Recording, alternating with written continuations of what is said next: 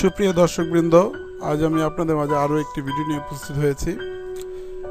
আগে আমি একটা ভিডিও দেখিয়েছিলাম কীভাবে আমরা টেক্সট ইউজ করে আমরা অ্যানিমেশন তৈরি করতে পারি ফটোশপের মাধ্যমে।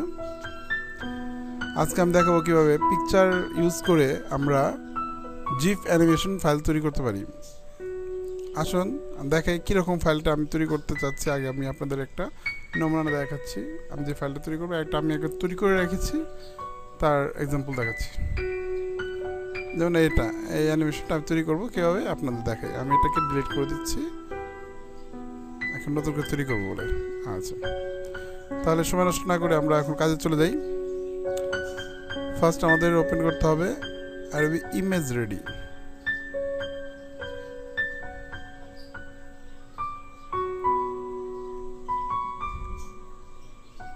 আপনারা চাইলে আধুনিক মডার্ন যে কোনো ভার্সন ইউজ করতে পারেন, কোনো সমস্যা নেই। একটু সিস্টেম চেঞ্জ করলেই হয়ে যাবে। তো এটাতে আমার খুব সুবিধা লাগে, এটা আমার ভালো লাগে, তাই আমি এখন এটা ইউজ করি। আসুন আমরা ফার্স্টে দেখি আমি কোথা থেকে পিকচারগুলো কালেক্ট করেছি।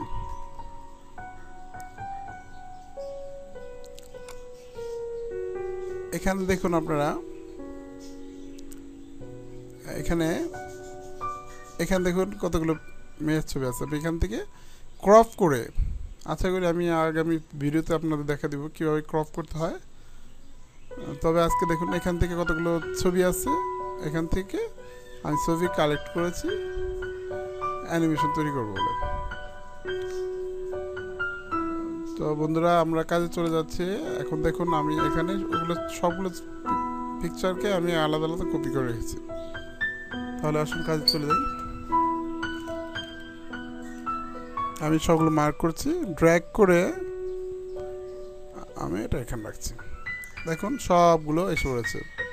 এখন আমাকে একটা ফাইল ওপেন করতে হবে, ডকুমেন্টস তৈরি করতে হবে, নিউ ডকুমেন্টস। একটা সাইজ হলো, আমি একটা সাইজ করে ক্রপ করে নিতে পারবো পরে। আমাদের ফার্স্ট কাজ হলো মুভ করে এখান থেকে একটা একটা করে পিকচার নিয়ে যেতে হবে। দেখুন এসে পড়েছে, একটা আসলো আর মিনিমাইজ করে দিলাম, আরেকটা আসলো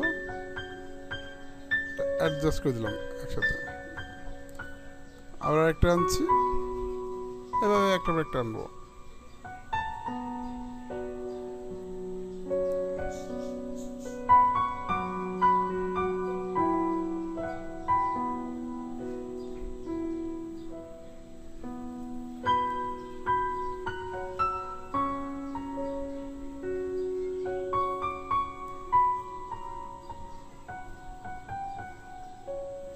এই লাস্ট পিকচারটাও আমি এনে ফেললাম। এখন আমি একটু অ্যারেঞ্জ করে নিই এটাকে।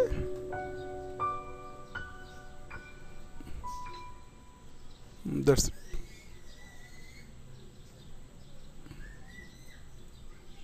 এখন দেখেন সবগুলো এখন একটা একটা সাইজ করে আমরা ক্রপ করে ফেলি।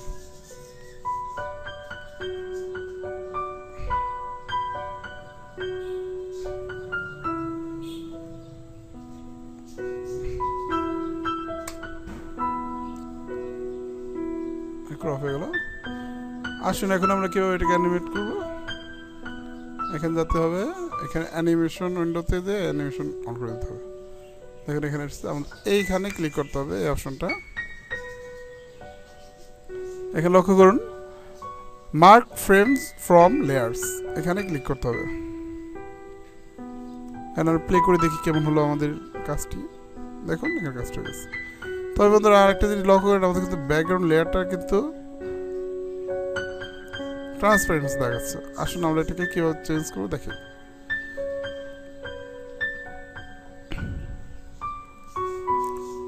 যেমন একটা করে মার্ক করছি আর আমরা ব্যাকগ্রাউন্ডটাকে আই অন করে দিচ্ছি, মানে এটাকে শো করবে, ব্যাকগ্রাউন্ড শো করে দিচ্ছি।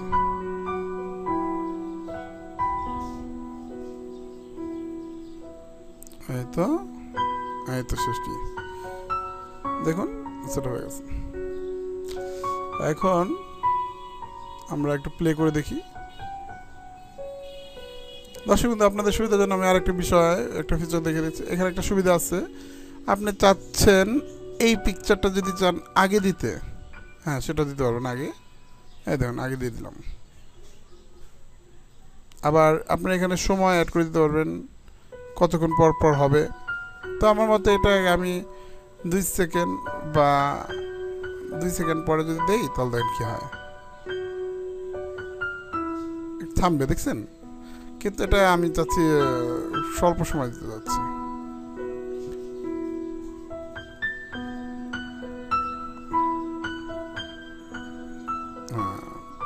দেখো, এখন চলুন, আমরা আমাদের কাজ হয়ে গেছে, এখন আমরা এটাকে সেভ করে রাখি। ফাইলে চলে যেতে হবে, প্রথম সেভ অপটিমাইজড এখানে ক্লিক করতে হবে। আমি এটা ডেস্কটপে সেভ করব। আমি এই ফাইলটার নাম একটা নাম দিচ্ছি, GIR girl, ANIN। Okay, that's it. দেখেন, আপনারা লক্ষ্য করবেন কি ফরম্যাট এটা সেভ হলো। এবার আমি এটাকে জিপ ফাইল, এটা খুব লক্ষ্য করবেন। হ্যাঁ, আর এখানে সেটিং ডিফল্ট দিয়ে রেখেছি, সমস্যা নেই।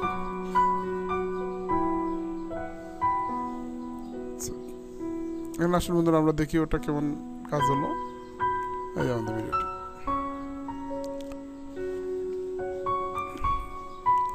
দেখুন। আর আমার এই ভিডিওটা যদি আপনাদের ভালো লেগে থাকে অবশ্যই লাইক, কমেন্ট, শেয়ার করবেন তো ভুলবেন না। তবে অবশ্যই আমার চ্যানেলকে সাবস্ক্রাইব করবেন আর আমার পাশে থাকবেন। ধন্যবাদ সবাইকে।